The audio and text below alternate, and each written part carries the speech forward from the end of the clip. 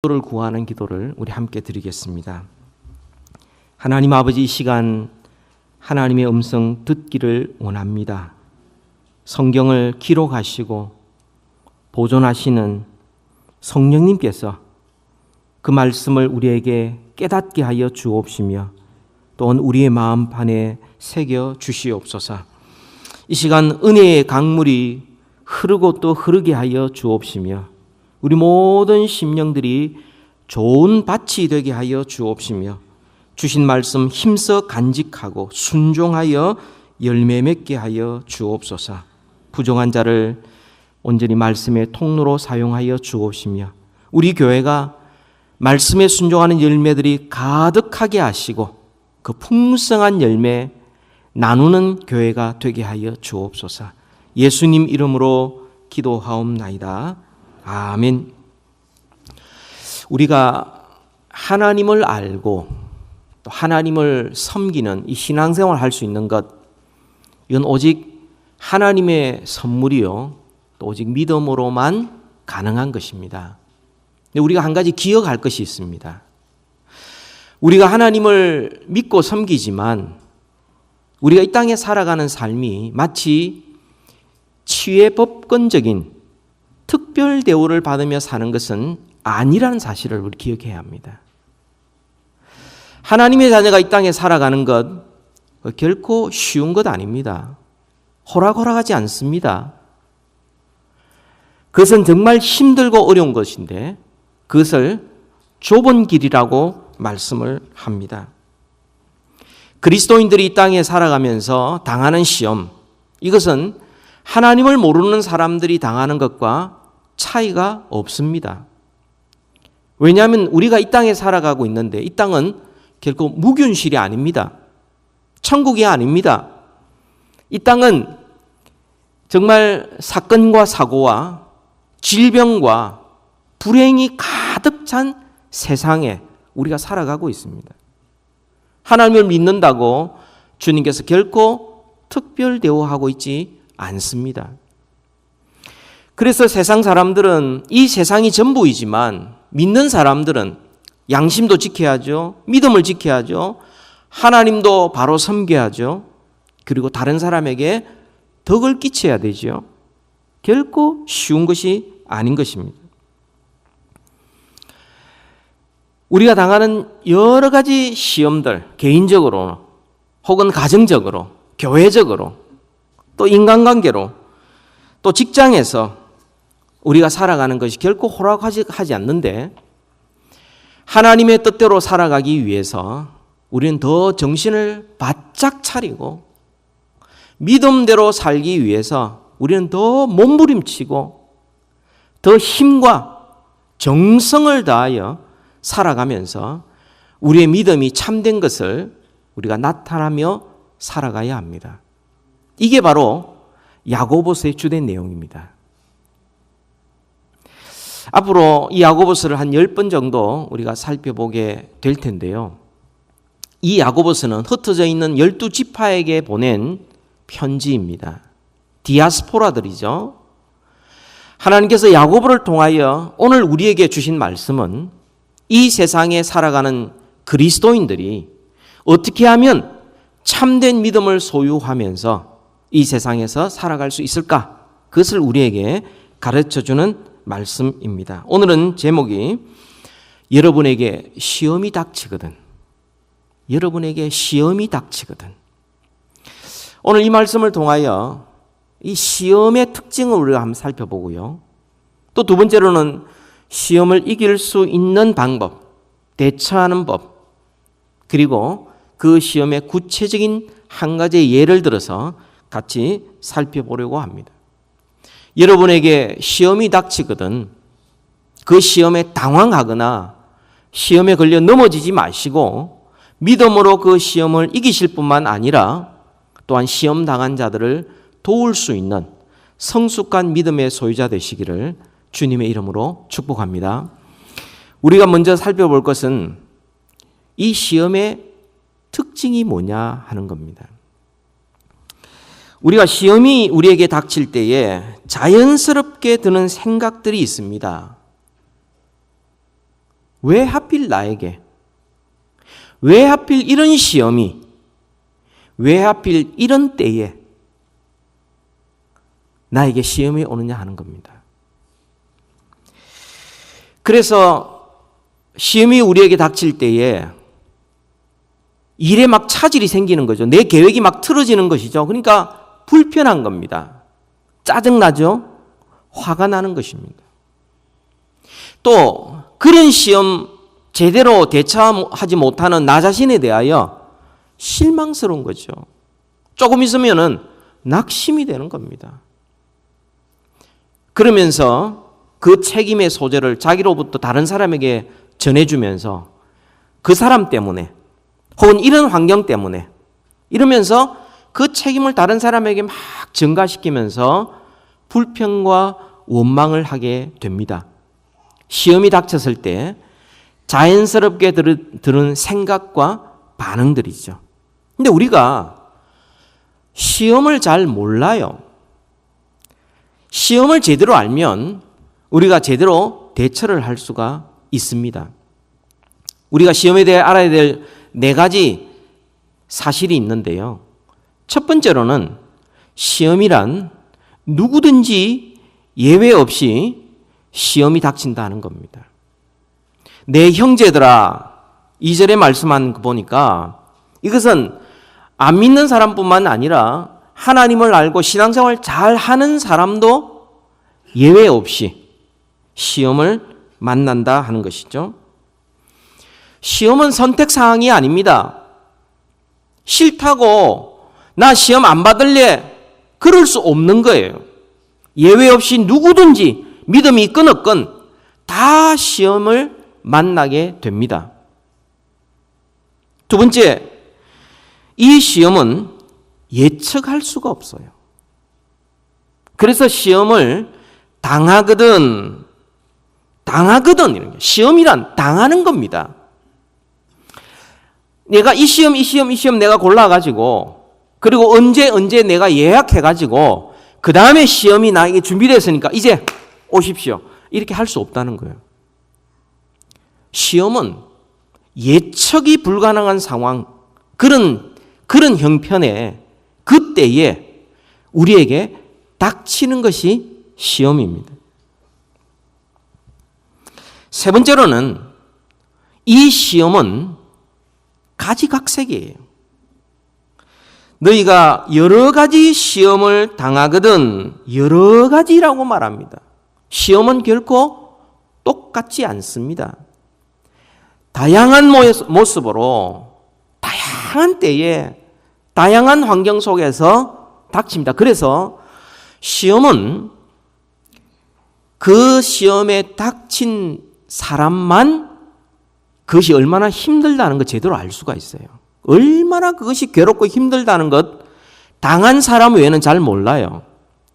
그래서 제3자가 옆에서 그런 시험이지 야 그거 뭐 별거야 뭐 다 한 거야 이렇게 말할 수가 없어요. 당사자 외에는 그 시험이 얼마나 심각한지를 알 수 있는 사람이 없어요. 어떤 사람에게는 질병으로, 어떤 사람은 경제적으로, 어떤 사람은 인간관계로, 어떤 사람은 자식 때문에, 어떤 사람은 친구, 친척, 부모, 직장에서 하여튼 너무너무 다양합니다. 똑같지 않아요. 심지어는 내가 전에 비슷한 경우를 당했는데 또 시험이 오면은 또 새롭습니다. 그 대상이 다르고 그 맞이하는 우리의 형편이 또 다르기 때문에 그렇습니다.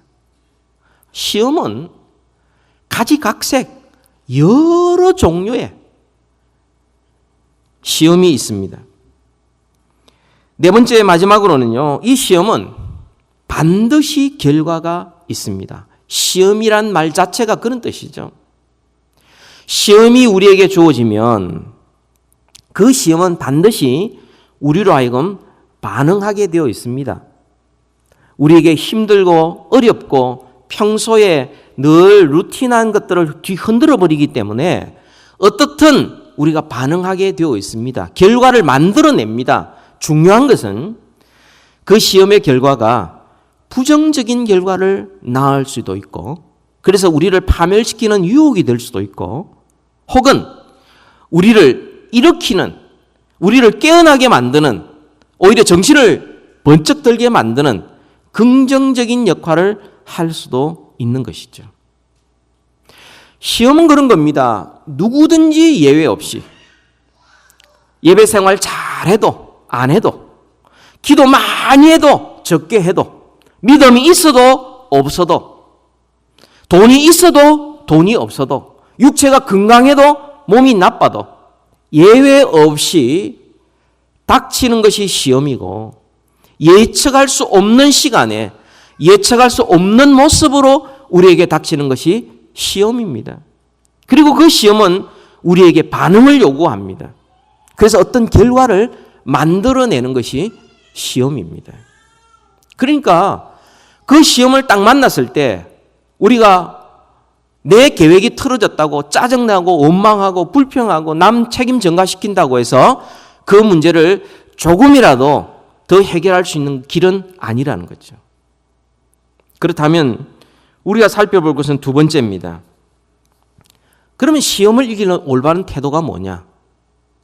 이런 시험을 이기는 올바른 태도가 뭐냐? 2절 말씀 우리 같이 읽읍시다. 시작. 내 형제들아, 너희가 여러 가지 시험을 당하든 온전히 기쁘게 여겨라. 언뜻 이해가 되지 않습니다. 자연스럽지가 않아요. 아니, 시험을 만났으면 액땜했다고 생각하라. 지금 시험 당하지만 잘 될 거야. 이런 건 좀 이해가 돼요. 그냥 그 시험에서 너무 힘드니까 조금 여유를 가져. 혹은 그 시험에서 좀 멀리 떨어져서 좀 멀리 가서 한번 여행을 하고 돌아오면 좋을 거야. 이렇게 이야기하면은 그럴듯하게 들리죠. 현대 심리학에서 주로 쓰는 방법이에요. 상담자와 피상담자가 만났을 때 상담자는 절대 해답을 주려고 하지 않습니다. 왜냐하면 기본적으로 그 사람이 찾아온 그 사람에게 그 사람의 형편을 제일 잘 알고 그 사람에게 이미 해결의 실마리가 있다라고 전제하기 때문에 그냥 옆에서 그냥 그 사람 끄집어내주고 이야기 들어주고 그 다음에 옆에서 조금 정도 조언해주는 정도지. 오늘 성경에 있는 것처럼 시험을 만나서 힘들었는데 온전히 기쁘게 여겨라. 이거는 현대인들에게는 이해가 되지 않는 것이죠. 근데 성경은 우리에게 분명히 말씀합니다. 그것도 명령형으로. 온전히 기쁘게 여기라. 그것이 하나님의 방법이고 그것이 가장 좋은 방법이다. 그렇게 말씀하고 있는 것입니다. 너희가 여러 가지 시험을 만나거든 무조건 찬양해라. 그렇게 말하지 않습니다.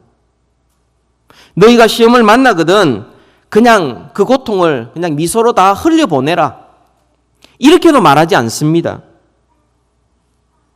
성경은 우리에게 기쁘지도 않는데 그냥 감정적으로 기뻐해라, 기뻐해라, 기뻐해라고 강요하지도 않습니다.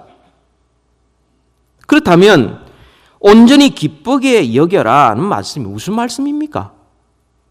아니, 감당할 수 없는 시험, 예기치 못한 시험, 우리를 굉장히 낙심하고 불편하게 하고 힘들게 하는 시험이 우리에게 왔는데 하나님은 우리에게 온전히 기쁘게 여기라. 무슨 말씀입니까?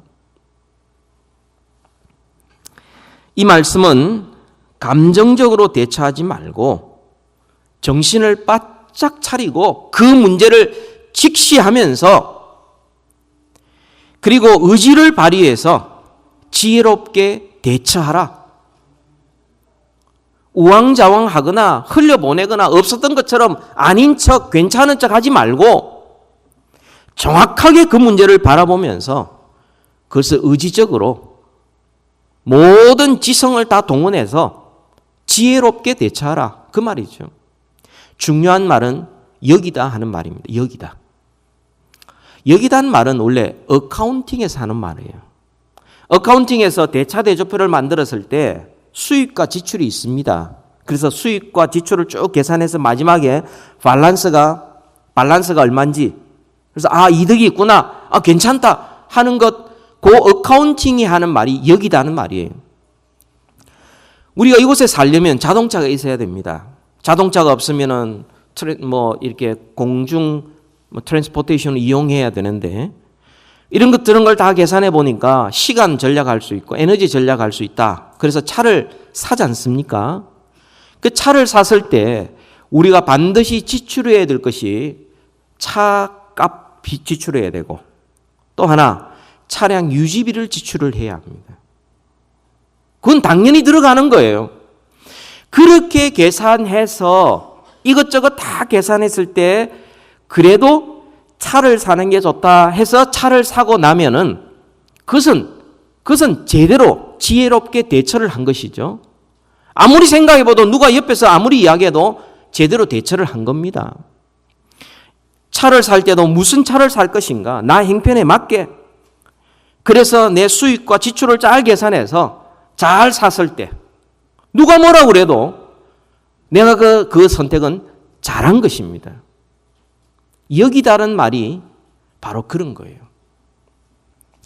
우리에게 예상치 못한 온갖 종류의 시험이 우리에게 닥쳤을 때에 그 시험을 감정적으로만 대처해가지고 불편해하니까 왜 나한테 왜 하필 이런 일들이 막 이렇게 대처하지 말고 그 시험을 정확하게 대차대조표를 만들어서 그것이 우리에게 가져다 주는 유익과 결과들을 자세히 살펴라는 것입니다. 시험 당할 때에 내가 화를 낸다고 무슨 유익이 있겠습니까? 짜증 부린다고 누구 책임이라고 이야기한다고 해서 그 문제가 제대로 대처를 할 수가 있겠습니까? 오히려 하나님의 방법대로 여기다 정확하게 여겼을 때에 우리는 기쁨을 회복하고 그것도 온전히 기뻐할 수 있다. 주님의 방법이에요. 가장 현실적이고 가장 실제적이고 가장 지혜로운 방법인 것입니다. 여러분, 하나님의 말씀은 그냥 이상적인 말씀이 아니에요. 우리의 실제 생활 속에서 경험할 수 있고 그리고 확인 가능하고 가장 좋은 방법이라는 것을 우리가 증명할 수 있는 것이 하나님의 말씀입니다. 오늘 말씀 보세요. 3절을 보십시다. 자, 대차대조표를 만듭니다. 3절. 이는 너희의 믿음의 시련이 인내를 만들어내는 줄 너희가 알미라. 이미 경험되어졌고 확인 가능한 사실이다. 이미 너희들 알지 않느냐? 여러 가지 시험이에요. 이 시험이 어디서 온지도 몰라요. 내가 잘못해서 올 수도 있고 실수할 수도 있고 누가 악한 의도를 가지고 나에게 시험을 줄 수도 있고 여러 가지 시험이에요. 그런데 받아들이는 우리가 그 시험을 믿음의 시련으로 받아들이면 그 다음 그것을 믿음의 눈으로 보기 시작합니다. 그리고 난 다음에 그것이 인내를 만들어냅니다. 여러분, 시험과 시련 아니고는 인내를 만들어낼 수가 없어요.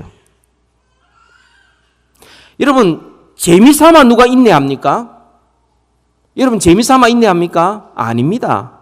절박하니까. 이거 안 하면 안 되니까. 이렇게 하면 죽을 것 같으니까 어쩔 수 없이 견뎠는데 그 인내가 결국 우리에게 유익을 준다는 거죠. 그 인내가 어떻게 합니까? 온전하고 구비하여 조금도 부족함이 없게 하려 함이라. 이게 하나님의 주시는 유익과 목적과 그리고 시험을 통하여 우리가 얻게 된 것이다. 시험이 우리에게 닥쳤을 때 온전히 기쁘게 여기라. 이 말 듣고는 기쁘게 여겨야지. 그래서 속으로는 전혀 안 기쁜데 기쁜 척 해라는 말씀이 아닙니다. 시험이 왔는데 기쁘다. 진짜 기쁘다 그러면 이 문제가 있는 거예요. 이 사람은 조금 성격이 이상자예요. 그런데 시험이 우리에게 닥쳤는데 그것을 믿음으로 반응하니까 믿음의 실현으로 내가 바꿔서 인내를 만들어내고 인내를 통하여서 우리가 온전하고 구비하여 부족함이 없이 만들어내는 것을 우리가 경험하고 확인하고 그것을 믿기 때문에 결국 시험이 왔을 때 온전히 기쁘게 여길 수 있는 것입니다. 여러분, 학교에 시험이 왜 있습니까? 왜 학교에서 자꾸 시험을 치죠? 시험을 쳐야 실력을 평가할 수 있어요. 실력이 있어야 그 다음에 진학을 할 수 있습니다. 더 중요한 거, 시험을 쳐야 공부를 합니다. 시험 쳐야 돼요. 우리 신앙도 마찬가지입니다.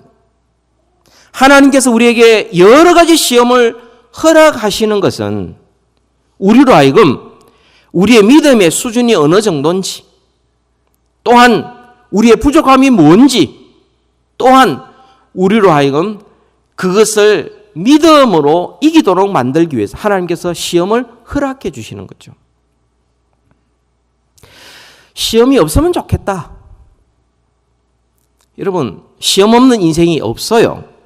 근데 만약 시험이 없으면 좋겠다. 어떻게 되는 줄 아세요?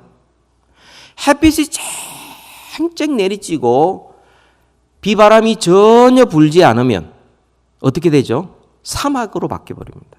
거기에는 생명이 살 수가 없어요. 그런데 햇빛이 조금 비추다가 또 비가 왔다가 바람이 불었다가 막 이렇게 되면은 거기에서 생명이 자라나기 시작합니다. 우리의 신앙, 하나님께서 시험 하나도 없이 그냥 묵윤실에 있는 것처럼 편안하게 조용하게, 물론 그런 인생도 없습니다만 그렇게 허락하신다면 우리는 금방 영적으로 나태해지게 되고요. 금방 하나님과 거리가 멀어지게 되고요. 금방 메말라서 우리의 영혼이 바짝 말라서 죽을 수도 있습니다. 하나님께서 시험을 우리에게 주셔서 우리로 하여금 깨어나게 만드는 거죠. 우리로 하여금 생명이 있는 거 확인하는 거죠. 그리고 믿음을 키우시는 거죠. 그리고 우리를 온전히 만들어 가시는 과정 속에서 시험을 허락하시는 겁니다.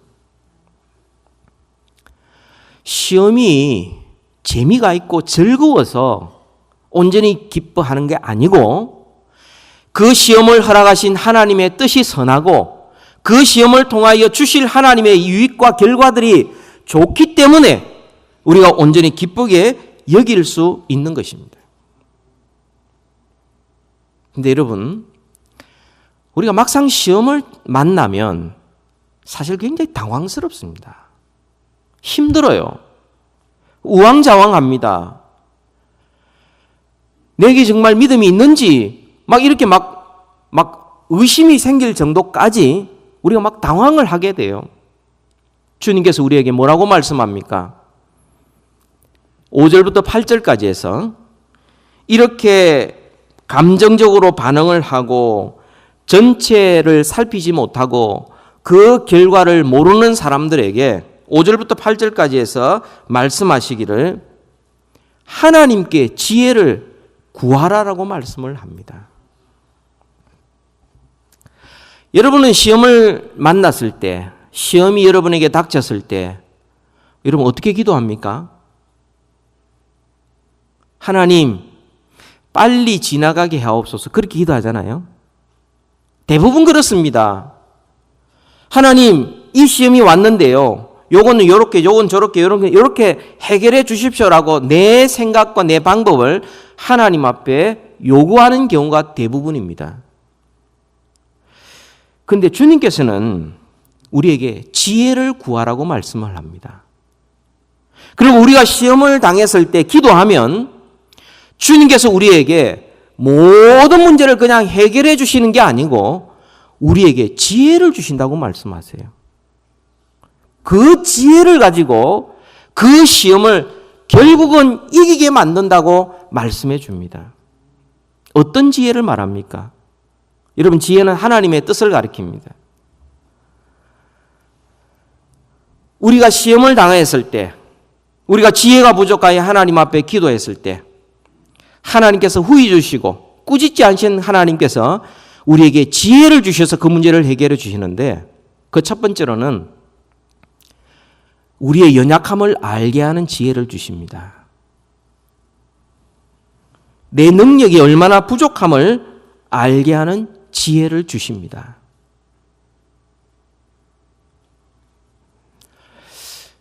제가 이렇게 동네를 이렇게 걸어보면 집을 이렇게 짓는 데가 있는데요. 이렇게 자세히 한번 보니까 미국의 집들 이렇게 허술하게 짓는 것 같아도요. 야, 대단히 야무지게 집디다. 이렇게 철저하게 닦고 다 해고 난 다음에 그 다음에 시멘트를 이틀에 걸쳐서 부었어요. 그리고 그 시멘트를 딱 마르고 난 다음에요. 하루 종일 그 건축업자들이 나왔어요. 망치를 들고요. 그 모든 밑에 있는 조그마한 밑에 그 베이스지 않습니까? 다 치고 다녀요. 혹시 어디에 공간이 생기지 않았는가? 혹시 어디 금이 간 건 없는가? 하루 종일 치고 다녀요. 검사하는 거죠. 입장 바꿔서 시멘트 입장이면 어떻게 했습니까? 어느 날 갑자기 나타나서 망치로 머리부터 발끝까지 온데 치고 돌아다니니까 얼마나 힘들겠어요. 그렇게 검사를 하는 거죠. 어디가 부족한지를. 바로 시험이 그렇습니다. 시험을 딱 만났을 때 우리의 약함이 그대로 드러납니다. 이렇게 어릴 적에 여러분 아시겠지만 이 물을 이렇게 많이 이렇게 가둬두면 거기에 목욕도 하기도 하고 빨래도 하고 이렇게 하는데요. 시간이 좀 지나면요, 물이 깨끗해요. 그래서 물이 다 정화된 걸로 생각을 합니다만 어떻게 지나가다가 툭 건드려서 치면 밑에 깔아앉아 있던 모든 더러운 것들이 붕붕붕붕 올라오기 시작합니다. 아, 이 더러운 물이구나. 보기에는 깨끗했는데 치니까 더러운 게 다 올라오니까 이게는 더러운 물이에요. 아직도 아프리카에 그런 데 있는지 모르겠지만 아프리카에서는 아주 더러운 곳에가 물을 길러 와가지고 그리고는 하루쯤 놔두면 그게 다 깔아앉아 깨끗해지니까 위에 것만 살짝 걷어먹는데요. 더러운 물은 똑같아요. 시험이 우리에게 오지 않으면 내가 어떤 부분에서 약한지를 알 길이 없습니다. 우리가 지난 주간에 사무엘하 우리가 살펴보면서 아브넬이라는 이스보셋을 섬기는 군대 장관이 있습니다. 그런데 일이 편안할 때는 아무 문제가 없어서 그러나 그를 누가 한번 쿡 찔러 보니까 본성이 다 드러나는 거죠. 어려움을 만나보고 시험을 만나보니까 그가 무슨 생각을 하고 있는지 약점이 뭔지가 그대로 다 드러나는 거죠. 그것을 알게 하는 지혜를 하나님이 주시는 거죠. 뿐만 아니라 우리가 어쩔 줄 몰라 하나님 앞에 기도했을 때 내 생각이나 내 방법이 아니라 하나님께서 시험을 허락하신 그 목적과 선하신 뜻 그리고 그 시험을 통과하고 난 다음에 주어질 유익들, 그 결과들을 알게 하는 지혜를 주십니다. 우리가 기도하였을 때 우리의 약점을 알게 하고 그리고 그 시험을 통해서 우리를 빚어가시는 하나님의 뜻을 알게 되는 그 지혜를 주셔서 하나님께서는 그 시험을 온전히 기쁘게 여기면서 오히려 그 시험을 이기도록 만들어 가신다는 거죠. 기도할 때에 오직 믿음으로 구하고 조금도 의심하지 말라라고 했어요. 무엇에 대한 믿음입니까? 선하신 하나님에 대한 믿음이에요. 하나님이 우리에게 시험을 주시는 것은 우리를 넘어뜨리려고 주시는 것이 아니라 우리를 온전한 사람으로 빚어가기 위하여 주신다는 그 하나님에 대한 신뢰 그리고 비록 지금은 힘이 들지만 이 시험을 통과하고 난 다음에는 하나님께서 반드시 유익을 주시리라는 이 지혜, 이 믿음, 그것으로 하나님 앞에 기도하라는 거죠. 제가 2년 전에 왼쪽 눈이 갑자기 예기치 못하게 아팠습니다. 지금도 치료 중에 있고 지금도 큰 차도는 없습니다. 이제 막 50을 넘어가면서 우리 교회를 위해서, 또 이 산호세 지역을 위해서, 또 우리 교단을 위해서, 한국 기독교를 위해서 뭔가 일을 하고 싶은 마음이 있었습니다만 전혀 예상치 못하게 눈이 아팠습니다. 그러나 이 2년 동안에 수많은 생각들, 수많은 감정들이 이렇게 왔다가 가고 지금도 물론 온전히 기뻐할 수는 없지만 상당 부분 기뻐한 데까지 왔습니다. 제가 아프고 난 다음에 많이 스트럭을 하면서 하나님께서 깨닫게 해주신 지혜가 뭐냐면 우리의 육체는 영원하지 않다는 겁니다. 언젠가는 다 쇠퇴하게 되어 있다는 사실을 깨닫게 해주셨습니다. 이게 얼마나 감사한지 모릅니다. 그것을 알고 나는 순간부터 저의 시간과 행동하는 것, 모든 것들을 그때부터 조절하기 시작했어요. 하나님 앞에 기도하면서 하나님, 제가 하나님 앞에 설 때에 저의 모든 지체의 기능의 100%를 다 사용하고 하나님 앞에 서기를 원합니다 라는 기도를 드렸어요. 욕심이 아니라 무슨 말이냐면 하나님, 제가 눈이 나빠서 오히려 하나님을 의지하고 그래서 하나님 앞에 섰을 때에 하나님 앞에 칭찬받기를 원합니다. 머리부터 발끝까지 멀쩡하고 건강하고 그리고 하나님 앞에 섰을 때에 하나님 앞에 책망받고 수치받는 것은 어리석은 것이다. 너무 심각하게 받아들이지 마십시오.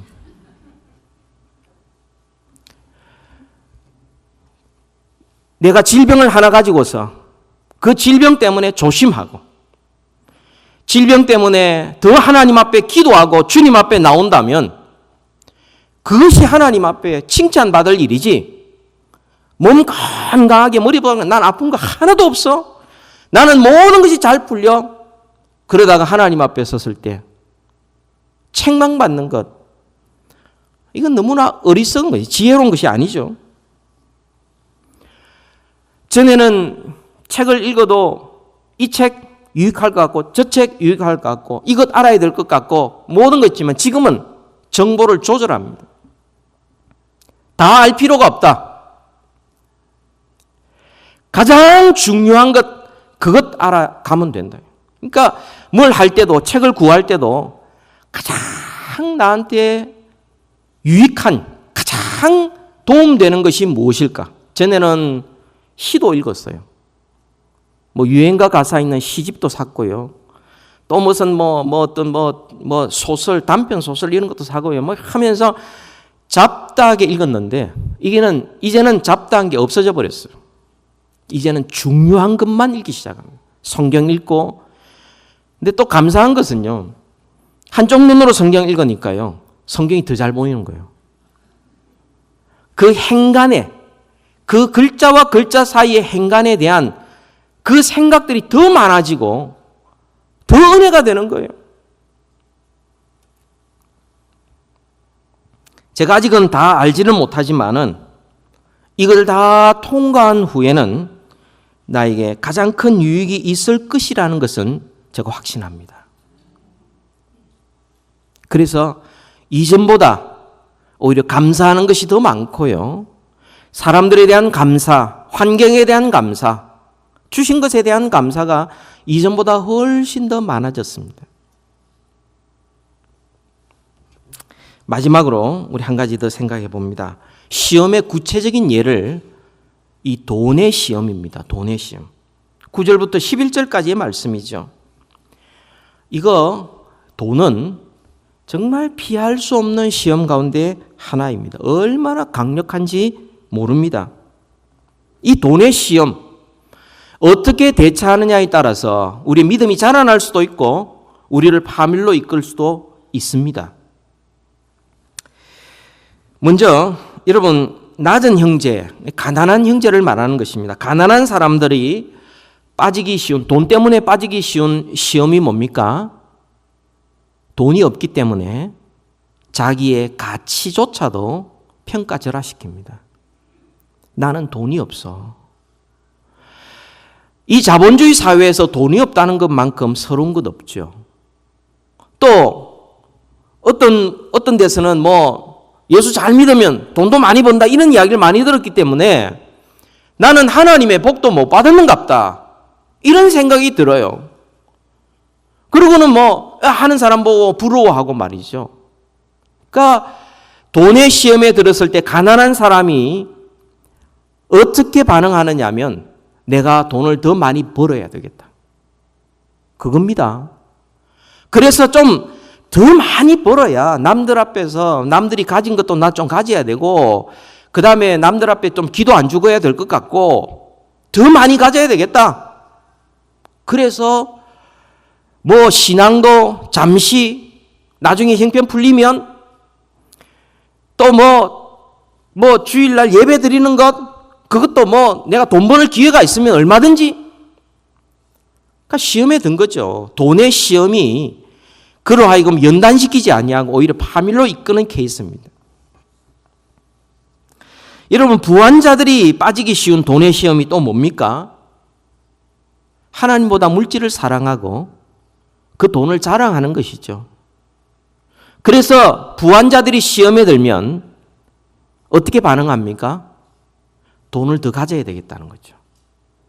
돈의 위력을 너무 잘 알기 때문에. 그러니까 가난해도 부유해도 돈을 더 가져야 되겠다는 결론으로 나오게 되는 것이죠. 이 돈의 시험입니다. 근데 성경은 우리에게 권면을 합니다. 어떻게 권면합니까? 9절에 낮은 형제는 자기의 높음을 자랑하고 라고 말합니다. 하나님의 자녀된 것, 상속자가 된 것, 하나님의 나라를 유업으로 받는 것, 그것 자랑하면 돈이 지배하는 이 사회 속에서, 그런 문화 속에서도 우리는 주눅들지 아니하고 당당할 수 있습니다. 예수 믿는 사람들이 돈을 쫓아가고 돈 때문에 눈치 보는 것이 아니라 오히려 당당하게 살아갈 수 있는 이 비결이 바로 자랑의 근거가 다른 데 있기 때문에 그렇습니다. 여러분, 부한자에게 권면을 합니다. 10절에 보면 부한자는 자기의 낮아짐을 자랑할지니라고 말씀을 합니다. 뭘 자랑합니까? 하늘 보자 버리시고 이 땅에 오신 겸손하신 예수님을 닮아가는 것을 자랑하는 거예요. 이 사람들에게서 그리스도의 향기가 나타나기 때문에 이 사람 때문에 주위 사람들이 감동을 받는 것입니다. 여러분, 그리스도인들은 돈의 시험이 주어졌을 때 그 사람이 부유하건 가난하든 상관이 없습니다. 잘못되면 돈을 더 소유하는 것이 유일한 해결책이라고 생각을 합니다. 아니에요. 성경은 우리에게 가르쳐 줍니다. 가난하건 부유하건 상관없이 그리스도인들은 자랑의 내용이 다르고 기쁨의 근거가 다르다고 말씀을 합니다. 하나님께서 우리에게 돈을 시험하실 때, 돈을 가지고 우리를 시험하실 때 합격 기준이 뭐냐? 가난하다고 열등감을 가지고 더 가져야 되고 가진 사람에 대한 시기와 질투, 이것은 시험에 넘어진 거예요. 가난하지만 내가 앞으로 갖게 될 하나님의 상속자로 하나님의 나라를 상속받을 것에 대한 그 자부심, 그 소망, 그 믿음으로 담대하게 살아가는 것, 시험을 이기는 거죠. 부유한 사람, 자랑의 내용이 다릅니다. 얼마든지 돈을 자랑할 수 있죠. 자기가 가진 것 자랑할 수가 있죠. 얼마든지 돈을 통하여 기쁨을 누릴 수가 있죠. 그러나 그 진정한 기쁨은 내가 예수 그리스도를 닮아가는 데 있는 거예요.